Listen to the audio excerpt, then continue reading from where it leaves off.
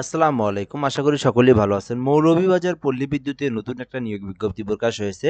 So full ভিডিওটা যদি আপনারা দেখেন, আবেদনের বয়স, যোগ্যতা, কে, কে আবেদন করতে পারবে, সবকিছু কিন্তু সুন্দরভাবে আলোচনা করা হয়েছে। সো ফুল ভিডিওটা আপনারা দেখুন এবং বিষয়টা জানুন এবং আবেদনের জন্য ফুল প্রসেসটা আপনারা এখান থেকে দেখে নিতে পারবেন। তো আমরা কথা না বাড়িয়ে শুরু করা যাক। তার আগে আমি বলে নিই, আপনি যদি আমার চ্যানেলে নতুন হয়ে থাকেন, অবশ্যই চ্যানেলটাতে সাবস্ক্রাইব করে রাখবেন। সকল ধরনের সরকারি, বেসরকারি জব রিলেটেড ভিডিও পাবেন। পাশাপাশি পরীক্ষার আগে শর্ট সিলেবাস, কমন সিলেবাস, কোন ক্যাটাগরির প্রশ্ন আসে সেগুলো কিন্তু আপনি জানতে পারবেন। এজন্য অবশ্যই চ্যানেলটাতে সাবস্ক্রাইব করতে ভুলবেন না।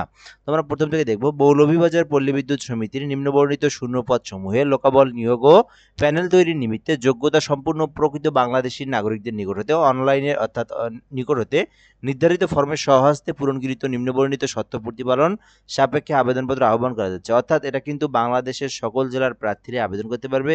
এখানে কোনো ধরনের জেলা উল্লেখ নাই, এটা বাংলাদেশের সকল জেলার প্রার্থীরা আবেদন করতে পারবে। সো আমরা এখন দেখব কি কি পদে নিয়োগ বিজ্ঞপ্তি, সেটা আমরা দেখব এখান থেকে। তো প্রথমে আমরা দেখব এখান থেকে 1 নং পদ, যেটা ডাটা এন্ট্রি অপারেটর পদ। এখানে মহিলাদের জন্য সংরক্ষিত, এটা শুধুমাত্র মহিলারা আবেদন করতে পারবে। তো এই পদে হচ্ছে 6 জনকে নিয়োগ দেওয়া হবে এখানে। তো এরপর আমরা দেখব এই পদের জন্য যে বেতন ভাতা, সেটা আমরা দেখব এখান থেকে। প্রবেশ বেতন কাঠামো 2016 সংশোধিত অনুযায়ী 2021-এ তো 18,300 থেকে 46,240 টাকা বেতন ভাতা ধরা হবে। বুঝতেই পারছেন আপনারা, বেতনটা কিন্তু অনেক বেটার এখান থেকে পল্লী বিদ্যুতের জবের জন্য। এজন্য এখান থেকে আপনারা যারা মহিলা মানুষ আছেন তারা কিন্তু আবেদন করতে পারেন ডাটা এন্ট্রি অপারেটর পদে। তো 6 জনকে কিন্তু নিয়োগ দেওয়া হবে, মোটামুটি অনেকগুলো কিন্তু পদ। তো এখান থেকে আমরা শিক্ষাগত যোগ্যতাটা দেখব।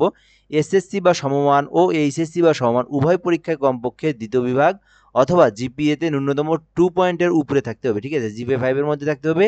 কোনো ক্রমেই তৃতীয় বিভাগ গ্রহণযোগ্য নয়। কম্পিউটার, বাংলা, ইংরেজি অতি প্রতি মিনিটে যথাক্রমে 20 শব্দ টাইপের সক্ষমতা থাকতে হবে।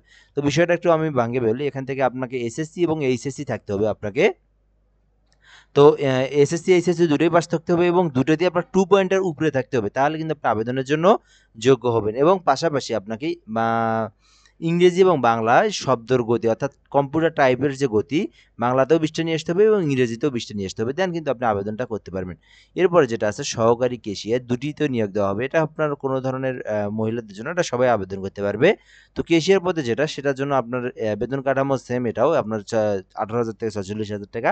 তো এখানে আপনার এসএসসি সমমান ও এইচএসসি বা সমমান উভয় পরীক্ষায় জিপিএ 5 এর মধ্যে থাকতে হবে, 3 পয়েন্ট সহ উত্তীর্ণ হতে হবে এবং বাংলা প্রতি মিনিটে ন্যূনতম 10 শব্দ নিয়ে আসতে হবে এবং ইংরেজিতে 30 শব্দ নিয়ে আসতে হবে। তো বিষয়টা কিন্তু আপনারা দেখতেই পারছেন। আপনাদের কিন্তু এই যে এক্সপিরিয়েন্সটা আছে, এটা কিন্তু যদি আপনার ঠিক থাকে, দেন আপনারা কিন্তু আবেদন করতে পারবেন।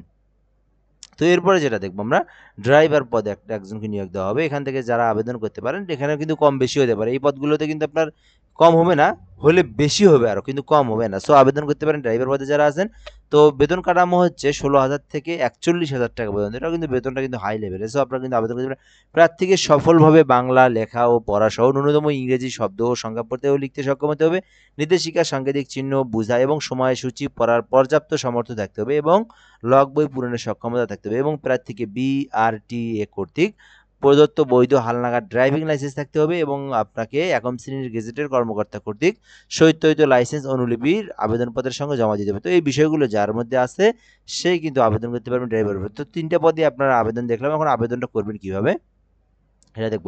আবেদনকারীকে মৌলভীবাজার পল্লী বিদ্যুৎ সমিতির ওয়েবসাইটে পিবিএস মৌলভীবাজার গভ.বিডি, দেখেন আপনারা আবার পিবিএস মৌলভীবাজার গভ.বিডি, এই ওয়েবসাইটের মধ্যে প্রবেশ করবেন। প্রবেশ করার পরে একটা ফর্ম আছে, সেই ফর্মটা আপনাকে ডাউনলোড করতে হবে এবং নিজ হাতে পূরণ করে আপনাকে 28/8/2025 তারিখের মধ্যে অফিস চলাকালীন সময়ের মধ্যে জেনারেল ম্যানেজার মৌলভীবাজার পল্লী বিদ্যুৎ সমিতি, শ্রীমঙ্গল, মৌলভীবাজার এর বরাবরে ডাকযোগে অথবা কুরিয়ার সার্ভিসের মাধ্যমে আবেদনপত্র প্রেরণ করতে হবে। ওয়েবসাইট হতে ডাউনলোড করতে আবেদনপত্র ফর্ম ব্যতীত সাদা কাগজে টাইপকৃত অসম্পূর্ণ, ভুল বা আবেদন বাতিল বলে গণ্য হবে। তাছাড়া ডাকযোগ বা কুরিয়ার সার্ভিস ব্যতীত সরাসরি কিংবা এই তারিখের অফিস চলাকালীন সময়ের পর প্রাপ্ত আবেদন করতে হবে। তো বিষয়টা হচ্ছে একটু সংক্ষিপ্ত বলে নেই। আপনাকে এটা ডাকযোগের, আপনার যদি বাড়ি মৌলভীবাজার হয় তবুও কিন্তু আপনাকে ডাকযোগে বা আপনাকে কুরিয়ার সার্ভিসের মধ্যে আপনাকে দিতে হবে এবং আপনাকে এই যে পিভিএস মৌলভীবাজার এই যে ওয়েবসাইট আছে, তাদের ওয়েবসাইট থেকে ফর্মটা সংগ্রহ করে সুন্দরভাবে নির্ভুলভাবে আপনাকে ফর্মটা পূরণ করতে হবে এবং আপনাকে পাঠানোর জন্য খামের উপর প্রেরক দিয়ে আপনার তথ্যটা দিবেন এবং এখানে পাঠাবেন যে হচ্ছে জেনারেল ম্যানেজার মৌলভীবাজার পল্লী বিদ্যুৎ সমিতি লিখবেন এবং সবার উপরে লিখবেন পদের নামটা, ঠিক আছে? আপনি যে পদটাতে আবেদন করবেন সেই পদটার নাম লিখবেন। এখন থেকে এরপর দেখবো আমরা মৌলভীবাজার পল্লী বিদ্যুৎ সমিতির ওয়েবসাইটের আলোচ্য পদসমূহের পূর্ণাঙ্গ নিয়োগ বিজ্ঞপ্তি পাওয়া যাবে।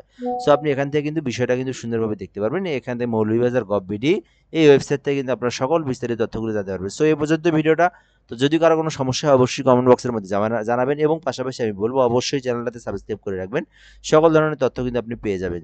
সো অবশ্যই চ্যানেলটা সাবস্ক্রাইব করতে ভুলবেন না, এটা হচ্ছে অনুরোধ।